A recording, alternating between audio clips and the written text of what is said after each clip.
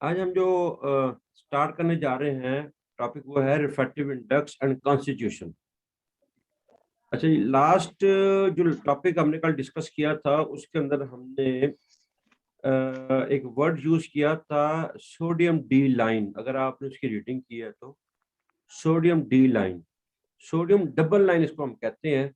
असल में sodium sodium lamp से जो लाइट हासिल की जाती है ना उसको सोडियम डी लाइन कहा जाता है। ठीक है। और उसकी वजह ये है कि उसमें दो वेवलेंथ की लाइट वो एमिट करता है, दो वेवलेंथ, और बहुत क्लोज क्लोज होती हैं आपस में। ठीक है। तो इसलिए हम उसके कहते हैं सोडियम डबल लाइन सोर्स या सोडियम डी लाइन सोर्स, क्योंकि वो सोडियम लैंप होता है। ठीक है जी। आमतौर पर इसको यूज किया जाता है, इसलिए हम उसका नाम रखते हैं सोडियम डी लाइन, अगर आपने कल की रीडिंग की है तो। आज हम स्टार्ट कर रहे हैं refractive index and constitution. Constitution से मुराद है स्ट्रक्चर। ठीक है। कि जब रिफ्रैक्टिव इंडेक्स हम मेजर करते हैं, अगर हम टेम्परेचर चेंज कर दें, सपोज किसी का रिफ्रैक्टिव इंडेक्स हमारे पास आ रहा है 1.33, आप 25 डिग्री सेंटीग्रेड पर 1.33 ले रहे हैं उसका रिफ्रैक्टिव इंडेक्स।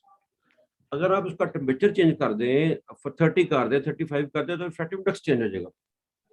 तो refractive index depends upon the temperature. Temperature उसके लिए कांस्टेंट रखना शर्त है। इसी तरीके से अगर आप वेवलेंथ चेंज कर देते हैं, लाइट की वेवलेंथ चेंज कर देते हैं, तो देन भी उसका जो रिफ्रैक्टिव इंडेक्स है फिर भी चेंज हो जाएगा। इसका मतलब है कि हमें जब भी मेंशन करना होगा ना, हमें दो चीजें मेंशन करनी पड़ेगी कि रिफ्रैक्टिव इंडेक्स इस टेम्परेचर पर लिया गया है और इस वेवलेंथ पर लिया गया। इस ये सोर्स आपने यूज किया था, क्योंकि अगर कोई शख्स सोडियम लैंप यूज करता है उसकी कुछ और आएगी, कोई शख्स व्हाइट लाइट या सनलाइट यूज करता है उसकी उसका रिफ्रैक्टिव इंडेक्स कुछ और होगा। तो रिफ्रैक्टिव इंडेक्स टेम्परेचर पे डिपेंड करता है, और रिफ्रैक्टिव इंडेक्स डिपेंड करता है सोर्स ऑफ लाइट के ऊपर, किस किस्म का सोर्स आपने यूज किया, या उसकी वेवलेंथ के ऊपर डिपेंड करता है जो लाइट आप यूज कर रहे हैं। तो हमने इस वेवलेंथ के मसले को हल करने के लिए ना एक टर्म इंट्रोड्यूस करवाई थी। जो साइंटिस्ट थे लॉरेंट्ज एंड लॉरेंस, 1880 में, 1880 में उन्होंने ये टर्म यूज करवाई थी। उसे नाम दे दिया गया स्पेसिफिक रिफ्रैक्शन और रिफ्रैक्टिविटी। ठीक है जी। लॉरेंस जो थे, इन्होंने जो रिलेशनशिप इंट्रोड्यूस करवाया था, ठीक है जी, वो हमारे पास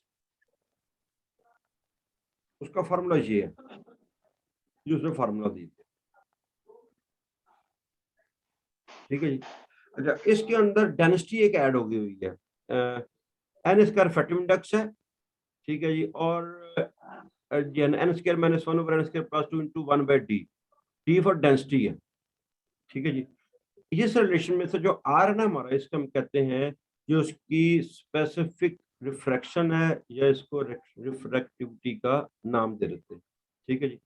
अच्छा, जब हम इसकी स्पेसिफिक स्पेसिफिक रिफ्रैक्शन को कैलकुलेट करते हैं या रिफ्रैक्टिविटी को कैलकुलेट करते हैं, ठीक है, तो इसका मतलब ये हुआ कि अब हम उसका ना टेम्परेचर को आउट कर देते हैं वहां से। यानी टेम्परेचर का फैक्टर जो है ना वो, फिर आप टेम्परेचर चेंज होगा बिना तो उसकी स्पेसिफिक रिफ्रैक्टिविटी नहीं चेंज हो सकती। रिफ्रैक्टिव इंडेक्स चेंज हो जाएगा, लेकिन यहाँ पर क्या आ गई, उसकी डेंसिटी आ गई। जब डेंसिटी को आप वहां पर एंटर कर देंगे, उसकी डेंसिटी इतनी है, तो फिर आपके टेम्परेचर के वेरिएशन से कोई फर्क नहीं पड़ेगा। तो इस तरीके से अब हम जो है लिक्विड के रिफ्रैक्टिव इंडेक्स को मेजर करने के बजाय आमतौर पर उसकी स्पेसिफिक रिफ्रैक्शन मेजर कर लेते हैं, ताकि टेम्परेचर पे हमें जो है वो डिपेंड ना करना पड़े। ठीक है जी। टेम्परेचर चेंज भी होगा तो कोई फर्क नहीं पड़ेगा। अच्छा, ये तो थी स्पेसिफिक रिफ्रैक्शन या रिफ्रैक्टिविटी। ठीक है। हम आगे अब चलते हैं जी जरा। तो हमारे पास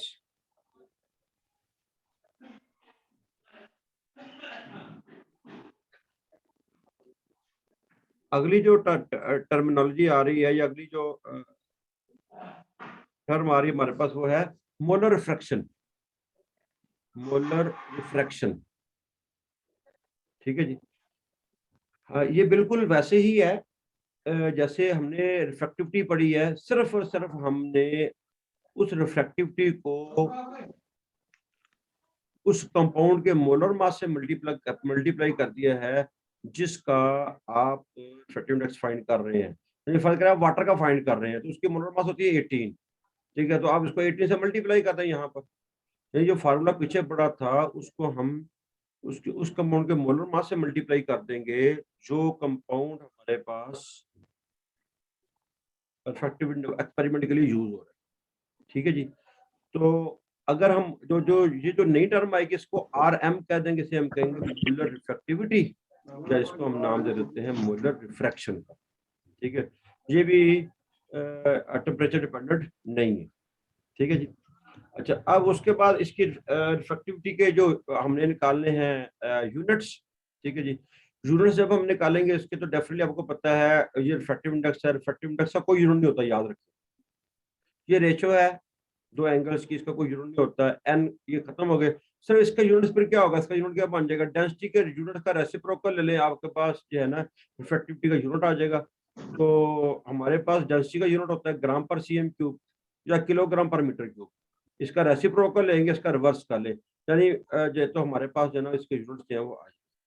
इस तरीके से मोलर फ्रैक्शन जो है, जब हम मोलर फ्रैक्शन की बात करते हैं तो उसमें ये टर्म ऐड हो गई है, एक एम ऐड हो गया, यानी यहाँ पर जो यूनिट्स एम ओवर डी के होंगे ना, जो भी यूनिट जो है एम ओवर डी के होंगे वही यूनिट्स जो है मोलर फ्रैक्शन का मोलर इफेक्टिविटी के आएंगे, ठीक है जी। वही यूनिट्स जो है इसके आएंगे हमारे पास। तो अगर हम देखें कि इसके यूनिट्स क्या हैं तो फिर हम देखते हैं कि इसके जो यूनिट्स हैं वो बनते हैं हमारे पास,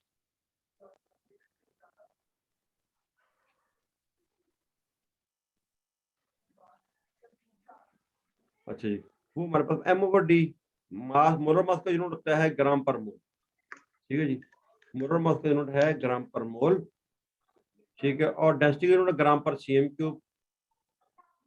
तो अब हमारे पास जो ग्राम ग्राम से कैंसिल हो जाएगा, पर मोल और पर सीएम क्यूब बचेगा। सीएम क्यूब जो है वो जब ऊपर जाएगा +3 हो जाएगा तो सीएम क्यूब पर मोल इसकी यूनिट आ जाएगी, ठीक है। अगर हम ऐसे में चले जाएंगे तो मीटर क्यूब पर मोल इसकी यूनिट।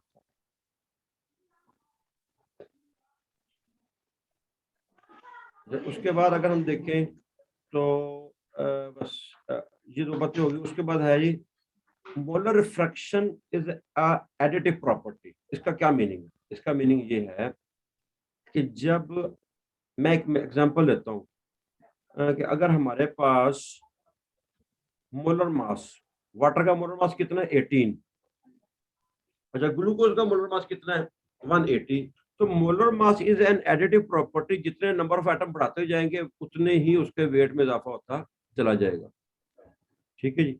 तो molar mass is an additive property, ठीक है। अच्छा, इसके बरक्स अगर हम ये देखें कि जो रिफ्रैक्टिव इंडेक्स है, रिफ्रैक्टिव इंडेक्स जब टेम्परेचर आपका कांस्टेंट रहे, जब आपकी वेवलेंथ कांस्टेंट रहे, तो जो रिफ्रैक्टिव इंडेक्स है वो लिक्विड की क्वांटिटी पे डिपेंड नहीं करता। यानी लिक्विड आपने 1 सीएम क्यूब लिया, 2 सीएम क्यूब लिया, 10 सीएम क्यूब लिया, 20 सीएम क्यूब लिया, उसका रिफ्रैक्टिव इंडेक्स सेम रहेगा। तो refractive index is not a additive property, ये एडिटिव नहीं है। इसके नंबर ऑफ एटम और मॉलिक्यूल ऐड करते जाए तो उसके रिजल्ट्स के ऊपर कोई फर्क नहीं पड़ता, ठीक है। लेकिन उसके बरक्स मैंने आपको बताया molar mass is an additive property, जितने नंबर ऑफ एटम बढ़ते जाएंगे उस जितना मॉलिक्यूल बड़ा होता जाएगा उसकी मोलर मास उतनी बड़ी होती चली जाएगी। लेकिन अब यहाँ पर हम बात कर रहे हैं मोलर फ्रैक्शन की। मोलर फ्रैक्शन एक एडिटिव प्रॉपर्टी है, यानी अगर आप एक असल में होता ये है कि कोई भी मॉलिक्यूल है, जैसे हम कहें हमारे पास C6H12O6 ग्लूकोज है, उसके हर एटम की मोलर रिफ्रैक्शन वैल्यू है। कार्बन की सपोज 12 है, सपोज ही कर लेते हैं 12 है। हाइड्रोजन की सपोज 1 है मोलर रिफ्रैक्शन, और ऑक्सीजन की 6 है। तो टोटल मोलर रिफ्रैक्शन की कितनी निकलेगी, C6H12O6, C को 6 टाइम्स से मल्टीप्लाई करें एच को 12 से मल्टीप्लाई करें और फिर ओ को 6 से मल्टीप्लाई करें, तो जितनी जितनी टोटल आएगा वो उसकी क्या कहलाएगी, उसकी मोलर रिफ्रैक्शन कहलाएगी उस मॉलिक्यूल की। इसका मतलब है कि अगर मॉलिक्यूल के अंदर नंबर ऑफ एटम्स बढ़ते जाएंगे, इसका मतलब ये है कि उसकी मोलर रिफ्रैक्शन क्या होती जाएगी, चेंज होती चली जाएगी। इसका मतलब एक एडिटिव प्रॉपर्टी है, जैसे जैसे नंबर ऑफ एटम्स या मॉलिक्यूल बढ़ते जाएंगे वैसे वैसे जो है ये इंक्रीज होती जाएगी। ठीक है जी। अच्छा, उसके बाद आ जाए जरा, टेबल वगैरह आपने कोई याद नहीं करने, टेबल को याद करने की जरूरत नहीं है। और इसके कुछ एग्जांपल स्ट्रक्चर वाइज दी हैं, उसकी भी जरूरत नहीं है। क्यों? क्योंकि इतनी ज़्यादा टेबल, इतनी ज़्यादा वैल्यूज याद नहीं हो सकती। हाँ, वजाहत मैंने कर दी है आपको ताकि आपको समझ आ जाए। तो उसके बाद molar refraction and chemical constitution. ठीक है जी, इसकी भी जरूरत नहीं, इसको भी जाने दें। अच्छा, अब यहाँ पर जो बात कर रहा है molar refraction of the solution. अच्छा, अभी हमने कहा ग्लूकोज का कोई कुछ सोल्यूशन ले लेते हैं। पहले तो हमने बात की जैसे वाटर का रिफ्रैक्टिव इंडेक्स कितना है। वाटर का रिफ्रैक्टिव इंडेक्स याद रखना है अपने 1.33 होता है। ठीक है, सनलाइट के साथ, सनलाइट के साथ उसका जो है ना वो रिफ्रैक्टिव इंडेक्स जो है वो 1.33 होता है। अगर हम ये कहें कि वाटर में हमने शुगर डिसॉल्व कर दी तो ये सोल्यूशन बन गया। सोल्यूशन का रिफ्रैक्टिव इंडेक्स कुछ और होगा। ठीक है जी, तो प्योर कंपाउंड का कुछ और होगा। तो यहाँ पर बात हो रही है सोल्यूशन की रिफ्रैक्टिविटी या मोलर रिफ्रैक्शन हमने कैसे कैलकुलेट करनी है। तो उसके लिए हमारे पास जो फार्मूला यूज हो रहा है वो ये फार्मूला यूज हो रहा है। उसके अंदर आप जो कि दो कंपोनेंट बन जाएंगे सोल्यूशन में, एक सॉल्यूट होगा एक सॉल्वेंट होगा। तो molar mass m1, molar mass of the solvent, molar mass of the solute m2, molar mass of the solute. x1 क्या है? x1 जो है वो हमारे पास mole fraction of the solvent है, x2 mole fraction of the solute है। Mole fraction आप वैसे फर्स्ट ईयर में पढ़ाए हैं, अ, अभी सिर्फ इतना ही याद रख लें कि x1 mole fraction of the solvent, x2 mole fraction of the solute, m1 molar mass of the solvent, m2 molar mass of the solute. ठीक है जी। और डी तो हमने पहले डिस्कस कर लिया, डेंसिटी ऑफ द लिक्विड, उसकी डेंसिटी है। तो इस तरीके से हम सॉल्यूशन की मोलर रिफ्रैक्शन जो है वो कैलकुलेट कर सकते हैं सॉल्यूशन। अच्छा, आगे आ गया ऑप्टिकल एबनॉर्मेलिटी, या इसको ऑप्टिकल एक्साल्टेशन का नाम भी दिया जाता है। ठीक है जी। अगर आप देखें तो हमारे पास ये वर्ड यूज होगा ऑप्टिकल एक्साल्टेशन। ठीक है जी। अच्छा, ये वर्ड है ऑप्टिकल एक्साल्टेशन, भी इसको हम कहते हैं, ऑप्टिकल एक्साल्टेशन भी कहते हैं और ऑप्टिकल एबनॉर्मलिटी भी कहते हैं। ये अक्सर शॉर्ट क्वेश्चन पेपर में आ जाता है इसका। What do you mean what do you mean by optical abnormality, optical exaltation. अच्छा, अभी हमने बात की, हमने की मोलर रिफ्रैक्टिविटी कैलकुलेट। ठीक है, मोलर रिफ्रैक्टिविटी जो है अब हमने कैलकुलेट की। जैसे मैंने एग्जांपल दी है C6H12O6, मैंने ऐसे लेट सपोज किया है कार्बन का वेट 12 होता है, लेकिन मैंने कहा जी उसकी मोलर फ्रैक्शन वैल्यू 12 है, हाइड्रोजन की 1 है, ऑक्सीजन की फर्स्ट के 16 है। हमने टोटल इसकी मोलर जो रिफ्रैक्टिविटी है वो कैलकुलेट कर ली 180। ये सपोजिशन है, ये फर्ज कर रहा हूँ मैं सिर्फ। ठीक है जी। तो अब मुझे ये बताएं कि अब ये हमने कैलकुलेट कर ली, फिर हमने प्रैक्टिकल निकाला। प्रैक्टिकल वैल्यू जो आ रही थी वो कुछ डिफरेंट थी। उसकी डिफरेंस की वजह क्या है? उस डिफरेंस की वजह है कि इसमें कुछ डबल बॉन्ड आ गए। ठीक है, और या फिर जो है ना इसके अंदर कोई सी डबल बॉन्ड आ गया है। ठीक है, कार्बोनाइल ग्रुप आ गया। ठीक है, तो carbonyl group C double bond O, जिसको हम ऑर्गेनिक में नाम देते हैं सी डबल बॉन्ड ओ लिखते हैं, ये सी डबल बॉन्ड ओ, ये वाला ग्रुप जो है, अगर ये ग्रुप मौजूद है और या इसके साथ कोई डबल बॉन्ड मौजूद है सपोज, या सिर्फ डबल बॉन्ड भी है या डबल बॉन्ड के साथ क्या है कार्बोनाइल ग्रुप भी मौजूद है, तो आपकी कैलकुलेटेड वैल्यू जो होती है ना वो आपकी एक्सपेरिमेंट वैल्यू से डिफरेंट होती है। इसको कहते हैं ऑप्टिकल एबनॉर्मेलिटी।